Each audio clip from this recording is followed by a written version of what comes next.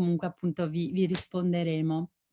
E un'ultima informazione, a seguire diciamo, nei giorni successivi vi manderemo la registrazione di questo webinar con, anche delle, risorse, aggiuntive che abbiamo preparato, quindi, delle diciamo fonti bibliografiche che potranno esservi utili se, vorrete approfondire questo argomento.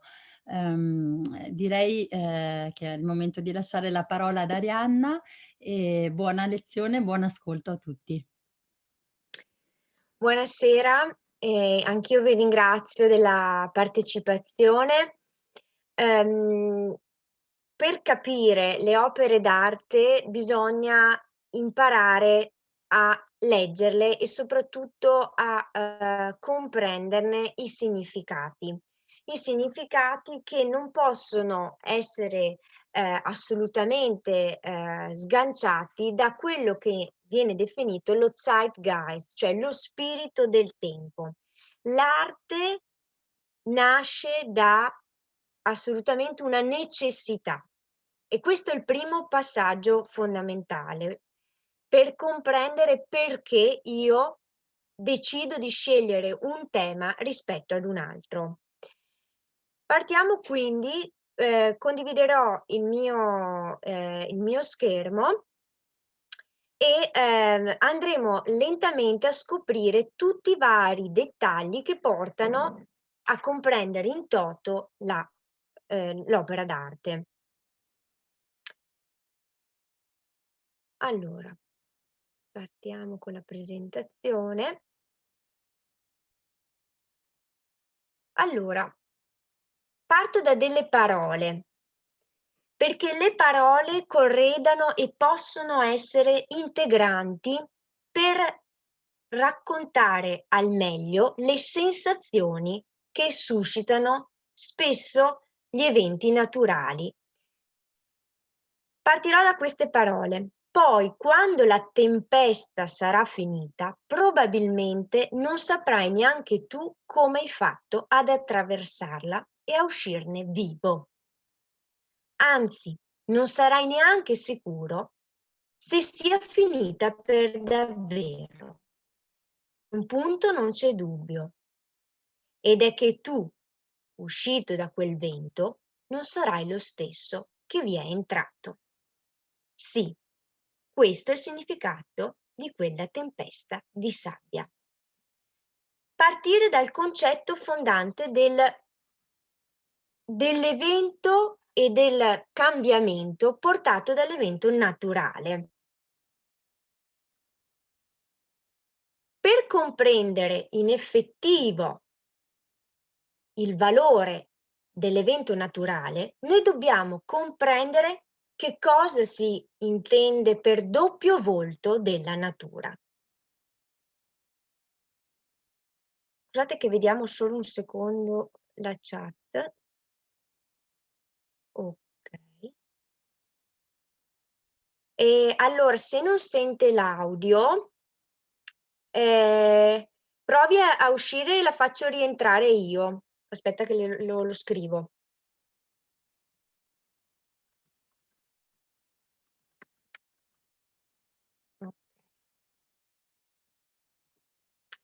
Benissimo. Torniamo quindi al doppio volto della natura. In esso abbiamo anche il doppio volto dell'essere umano. L'essere umano, per sua natura, non è né estremamente cattivo né solamente buono. È un doppio. E così è la natura. Una natura che può essere studiata, armonizzata, razionalizzata, quale, come in questa immagine scelta, un hortus conclusus, un orto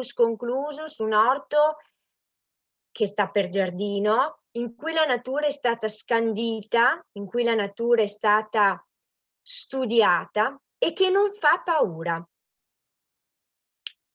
Sin dai tempi dei tempi, quando noi andiamo a prendere per esempio le iscrizioni latine, quando noi andiamo a tradurre alcune proprio versioni, ci si pone sempre la domanda di come si comporterà la natura, per esempio nel mare, nella tempesta, con i famosi marinai che temevano e amavano al tempo stesso la natura. E questo ci fa capire che il sentimento doppio di fascino e di paura al tempo stesso, di necessità, di razionalizzazione e di fascino al tempo stesso della natura, è sempre stato un elemento accompagnava l'essere umano. L'uomo sceglie con le sue facoltà razionali di dominare la natura, ma la natura è sorprendente, la natura sorprende, la natura non è mai lineare come ci si aspetta. E difatti, avanti, vediamo che una natura può apparire indomita, una natura poco domata, una natura che emerge per il fatto d'essere. È una natura che esiste a prescindere.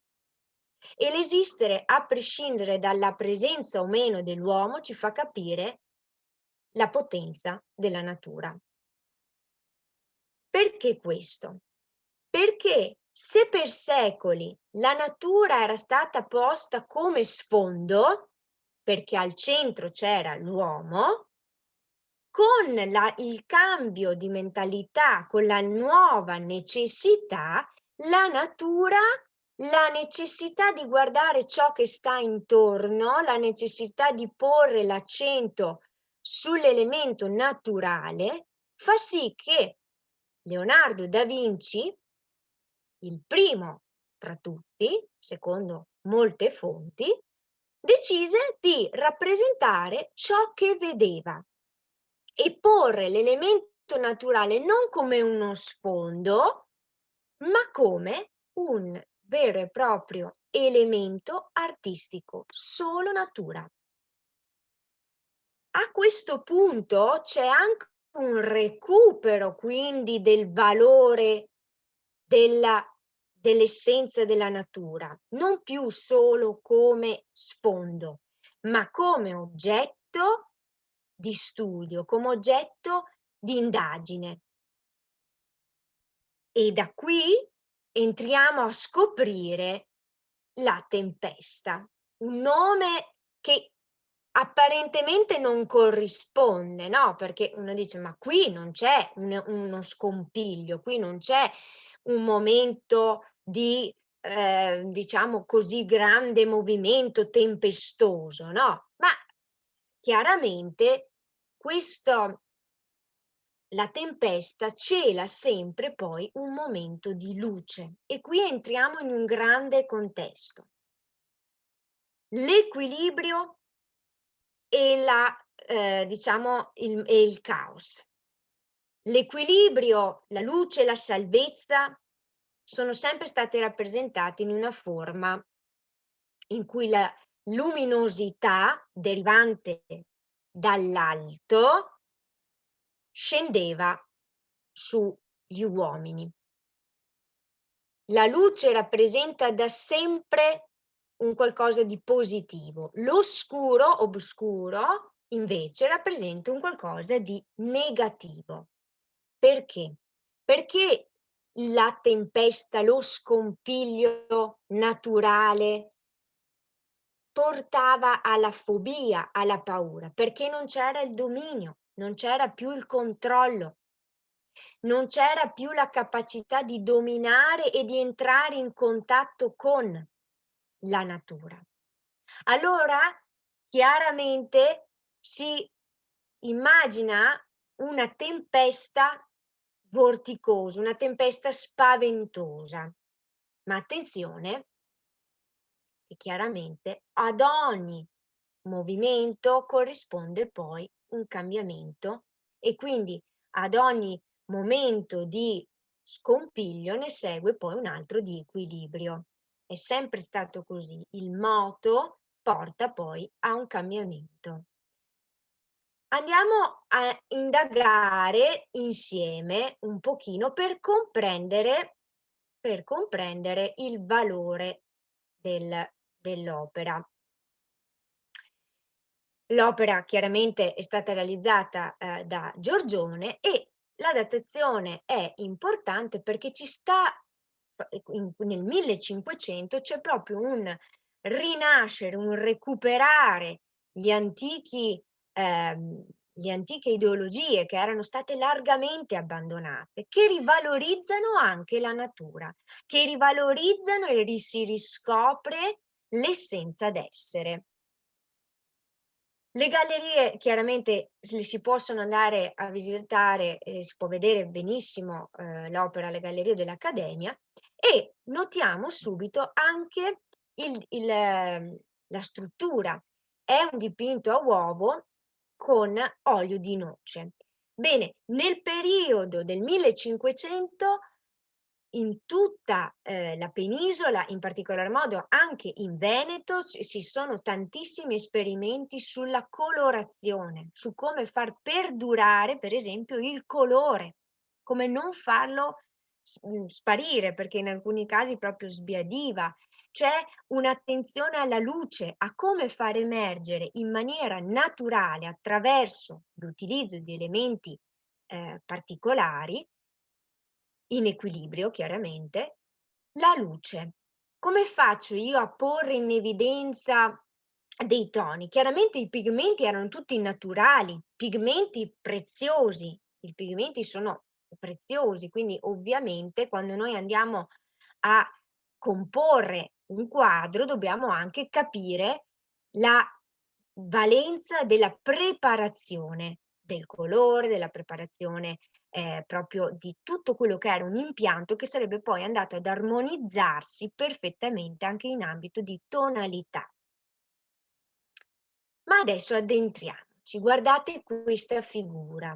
Questa è una figura che ha tutto, ha tutto. Sappiamo che le interpretazioni sono molteplici, e c'è un grande mistero che avvolge La Tempesta. Si possono prendere tantissimi autori differenti che cercano di dare delle interpretazioni, ma noi ci dobbiamo focalizzare sull'essenza del quadro. Allora, pensate, in alcuni scritti si trova il termine zingara, in altri ancora viene definita una sorta di Venere, in altri ancora contesti Eva, generatrice.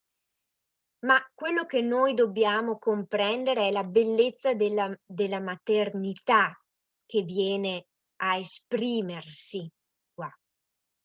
Il suo sguardo, allora, tra i personaggi non c'è un dialogo. Come faccio io a riconoscere se c'è dialogo tra i personaggi? È la gestualità muta e lo sguardo. Se i due personaggi o più si guardano, creano un dialogo silenzioso. La gestualità è un teatro muto, quello che noi andiamo a vedere quando ci addentriamo in un'opera d'arte. Lei guarda lo spettatore. Con chi è che sta instaurando un dialogo? Con noi. Non ha uno sguardo provocante, la sua nudità non è provocante, è una nudità materna, florida, è una nudità che porta vita, generatrice di vita.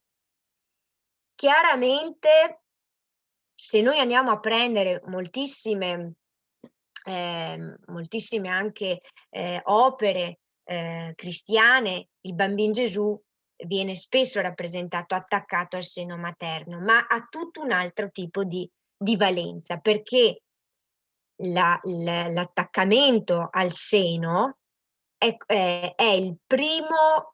la prima connessione, ed è il momento unicum tra madre e figlio. Vedete bene che la fisicità è espressa e lei ha una nudità che va a rappresentare un sentimento assolutamente puro. Allo spettatore tale nudità non dà fastidio. Perché non dà fastidio? Perché non è provocante, perché non ha nulla di ehm, diciamo, di così fastidioso, ha una nudità volta alla totale devozione verso assolutamente il proprio figlio, verso la per esempio vedete qui il grembo materno gonfio, quindi l'essere madre.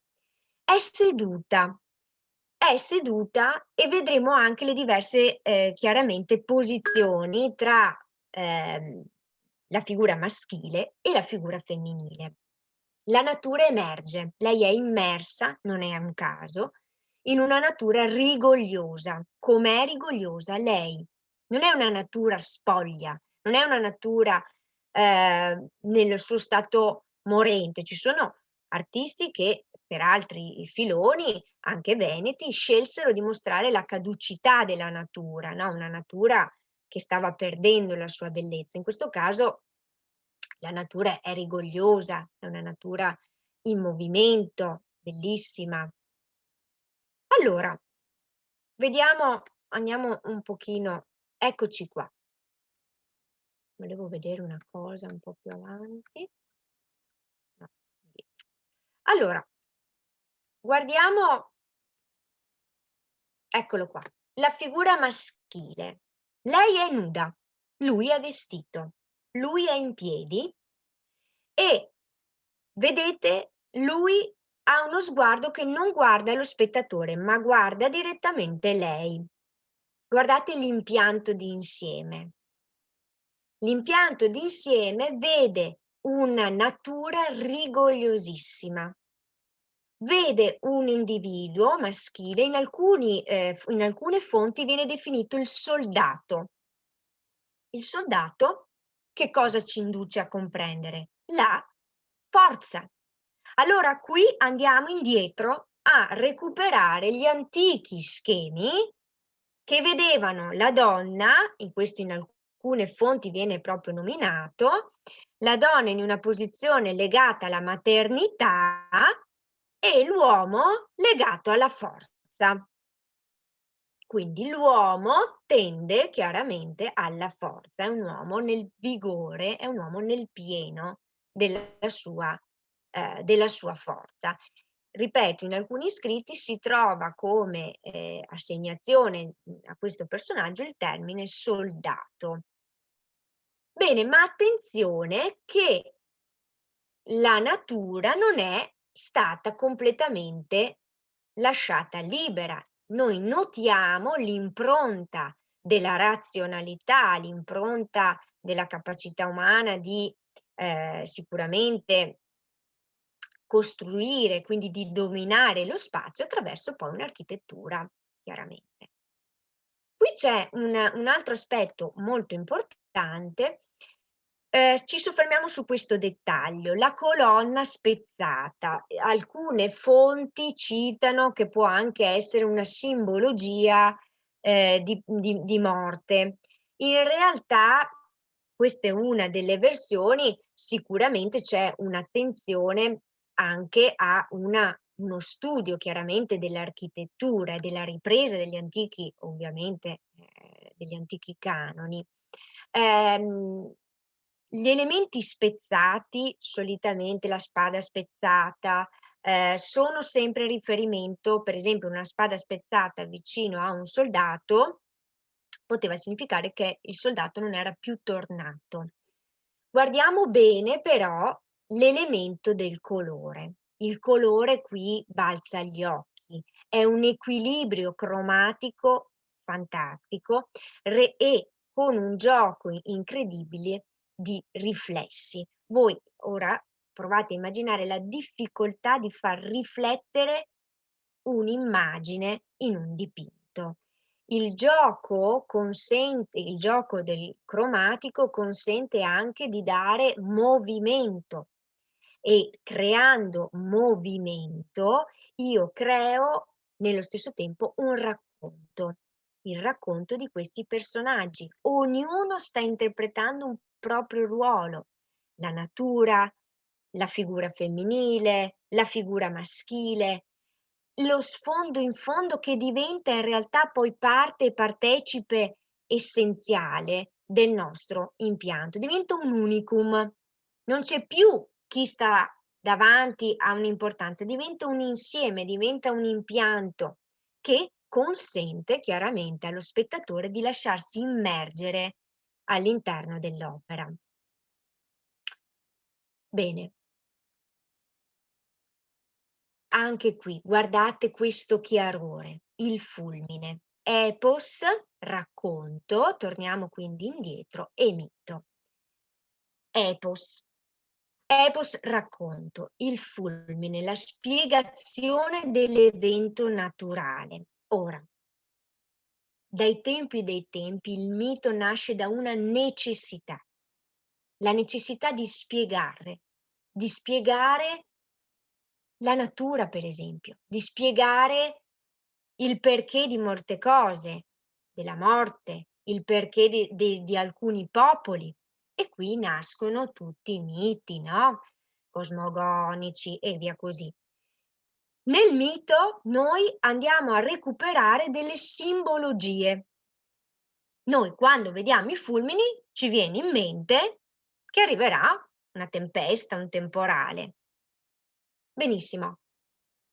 La simbologia del fulmine è sempre associata nel mito e nell'epos a Zeus.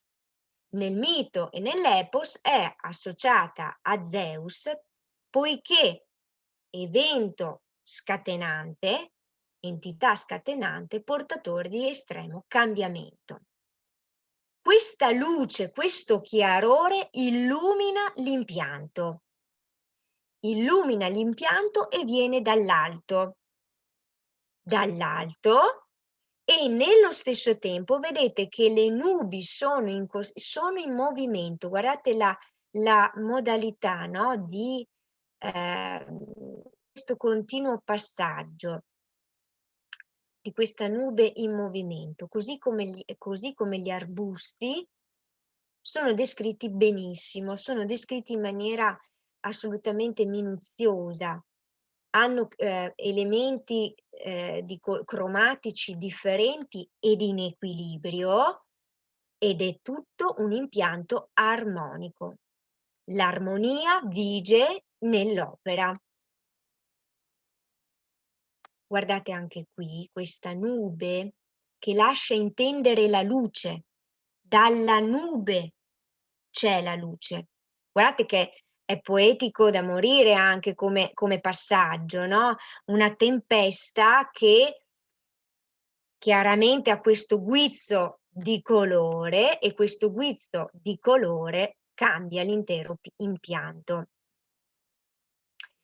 Andiamo a vedere tutti i micro dettagli. Guardate, gli arbusti sono descritti perfettamente, non sono meno importanti delle figure primarie, delle figure davanti, sono da scoprire, da indagare. Ogni elemento è in armonia con una natura che si armonizza con l'essere. Cosa significa questo? Essere in armonia vuol dire che la natura umana entra in contatto con la natura, in questo caso per esempio vegetale, con lo spazio circostante, ma entriamo ancora di più nel dettaglio.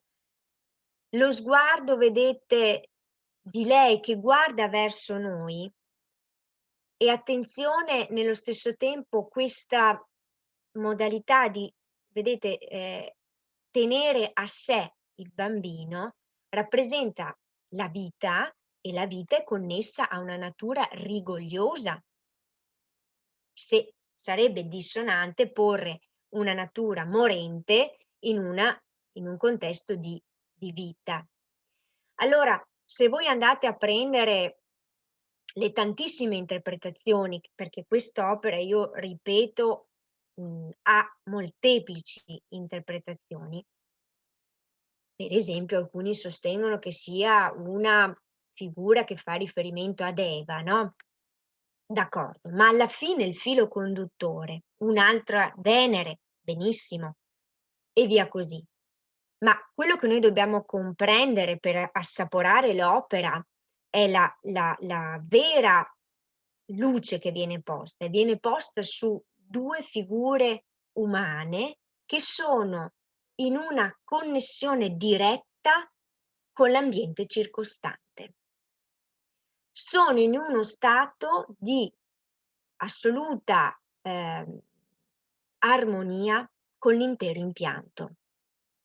Luce va a schiarire quell'ombra che ha sempre portato paura. La luce è sempre stata studiata tantissimo e perdurerà questo studio sulla luce, lo studio sul catturare il momento, poi andando avanti chiaramente con le tecniche e con ovviamente i colori che cambieranno, si tenderà sempre più a rappresentare nel momento, nell'immediato, la natura. Un esempio erano gli impressionisti che cercavano di cogliere quel tipo di luce lì, con la possibilità quindi di utilizzare degli altri tipi di colore, per poterla riprendere nel momento preciso, no, nell'istante. Allora noi in questo momento veniamo colti da una sorta di epifania. Perché? Perché noi la stiamo vedendo per la prima volta. Cosa voglio dire quando dico che la vediamo per la prima volta? Magari uno è andato alle gallerie 200 volte e l'avrà vista, oppure nei cataloghi, no, nei libri, quante volte c'è stata posta. Ma l'epifania dell'arte avviene intanto nel momento in cui io mi permetto e mi concedo di essere affascinato dall'arte. E l'epifania dell'arte avviene intanto in un istante, ed è l'aurea di cui si parla tanto, l'aurea della opera, che nel termine tecnico è il qui ed ora, e l'aurea dell'opera viene data nel momento in cui io la comprendo il suo linguaggio, comprendo il linguaggio che caratterizza quel tipo di opera. Assaporare un'opera d'arte, avere la rivelazione, l'epifania, significa comprenderla, comprenderne l'essenza. E uno dice: "Sì, ma è avvolta dal mistero, non è spiegata del tutto", non importa. Io prendo il Cenacolo di Leonardo da Vinci e stiamo qui un sacco di tempo. Se io prendo altre opere sulle quali, come in questo caso proprio, si dibatte ancora ad oggi, ci sono continui studi, ovviamente, rimango con degli interrogativi, ma è il fascino anche dell'arte, il mistero. L'opera deve anche essere alcuni sostengono addirittura che un'opera deve essere spiegata, ma non troppo raccontata. E cosa voglio dire con questo? Vuol dire che devo anche lasciarmi immergere dall'opera d'arte. Devo concedere all'opera d'arte di venire a me. Cosa voglio dire con questo? Una volta comprese chiaramente i vari elementi, concediamo all'opera d'arte di lasciarci affascinare e di affascinarci. Cosa voglio dire? A volte bisogna comprenderla sentendo. E quindi il fatto di lasciare lo spazio alla visione del dettaglio, della natura, della figura, un aspetto molto importante è comprendere che cosa ci colpisce di un'opera. Perché quel dettaglio ci colpisce? Perché? A cosa noi lo colleghiamo? È molto interessante anche questo, che cosa ci suscita in noi quell'opera. Questo è vivere un'opera d'arte, non è solamente l'aspetto nozionistico che è fondamentale per comprenderla, ma è necessario concedere all'opera di lasciarsi ammirare. Quindi vedete bene che quest'opera d'arte qui ha una grande potenzialità, di ovviamente di interpretazione, ma anche di, immedesimazione. Allora, ecco, giusto per diciamo lasciarci affascinare ancora un po'. Le parole in arte, l'abbinamento parola all'opera d'arte viene utilizzata spesso. Perché viene utilizzata spesso? Perché tante volte le parole, completano, le parole danno una connessione. Allora e molte volte dobbiamo svelare anche questo, molti pittori, attenzione, si ispiravano anche a delle poesie ovviamente, a degli scritti. Moltissimi, un esempio che successivamente per chi seguirà andremo a vedere il mito, studiavano profondamente le parole, degli antichi per poter comprendere, no, il valore per esempio della natura. Comprendere le parole consente di lasciarsi immedesimare ancora di più dall'opera. Allora capiamo bene, questo è Kafka. Qualche volta il destino somiglia a una tempesta di sabbia che muta incessantemente la direzione del percorso. Per evitarlo cambi l'andatura e il vento cambia andatura per seguirti meglio. Guardate se non sembra quasi un parallelismo, no? Il continuo moto che c'è anche nella tempesta. Tu allora cambi di nuovo e subito di nuovo il vento cambia per adattarsi al tuo passo. Soffermiamoci e comprendiamo l'opera. L'adattamento dell'uomo alla natura e viceversa. Prendere la natura e adattarsi. La figura svelata, nuda, primordiale, oserei dire, della donna, nella sua nudità, nel suo essere eterno, nel suo essere in connessione con il generare la vita, abbinato chiaramente a una figura sicuramente molto più, come dire, votata guardiamo anche gli abiti per esempio, a un aspetto molto più realistico, anche razionale, il dominio qua, vedete, della natura. Andiamo a riprendere quindi la contrapposizione tra l'essere primordiale e l'essere razionale, l'istinto generatore di vita e la razionalità generatore di adattamento, fondamentali per la sopravvivenza umana. La vita generatrice è essenziale. Questo, dice, si ripete infinite volte come una danza sinistra con il dio della morte prima dell'alba. Ecco, la ciclicità della natura, no? La ciclicità della natura, alla quale noi ovviamente dobbiamo rimettere anche, no? Il nostro essere, perché quel vento lontano non è qualcosa che è arrivato da lontano, indipendente da te.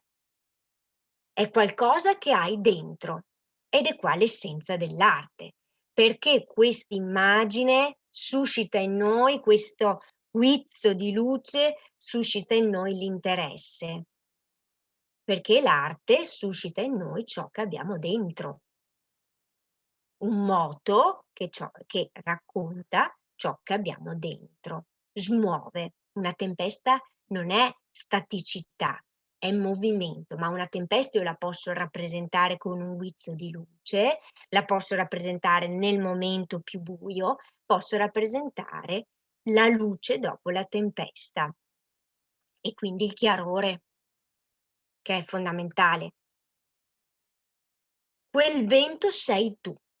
E qua il moto, no? Quel movimento è l'essenza. La staticità nella tempesta non sussiste. Non può esistere tempesta se non c'è movimento. Perciò l'unica cosa che puoi fare è entrarci, come noi siamo entrati e stiamo entrando nell'opera d'arte. in quel vento camminando dritto e chiudendo forte gli occhi per non far entrare la sabbia. Bene, io ho concluso la mia presentazione. Adesso interrompo la condivisione. Se ci sono domande io le posso ascoltare nella chat o le guardo nella chat. Se no, se avete necessità di appunto approfondire, noi lasciamo comunque degli elementi bibliografici, dei piccoli estratti dai quali si possono appunto ricavare delle informazioni. Intanto io vi ringrazio di avermi ascoltato e ecco, concludendo che le mie descrizioni tendono a cercare di fare entrare l'individuo all'interno dell'opera e quindi si cerca di consentire all'uditore non soltanto di acquisire delle nozioni, ma di comprendere il vero valore dell'opera d'arte, che è opera d'arte nel momento in cui trasmette a qualcuno o qualcosa, perché è memoria. Bene, io vedo che nella chat non ci sono domande e quindi io vi saluterei augurandovi intanto una buonissima serata. A presto, grazie a tutte e a Grazie, tutti di essere stati con noi. grazie, arrivederci. Grazie. Complimenti, è stata bravissima. Mi è piaciuta Grazie. tantissimo. Con tante volte che non ho sentito la spiegazione, questa volta mi ha veramente affascinato. Grazie. Grazie. Grazie davvero. Per me, chiudo velocissimamente, per me è un onore quando io riesco ad affascinare, non io, ma le opere d'arte riescono a essere comprese nella loro essenza. Per me è un grande dono, perché noi abbiamo un patrimonio meraviglioso e tante volte entriamo nei musei per appunto così e non ne capiamo l'essenza, per cui sarò felicissima di condurci tutti a un bellissimo viaggio. Comunque Grazie ancora. spero di sentirla registrata. Grazie. Grazie. Grazie. Grazie a tutti e arrivederci. Buonasera. Arrivederci. Buona serata a tutti, grazie e a presto. Grazie. Arrivederci.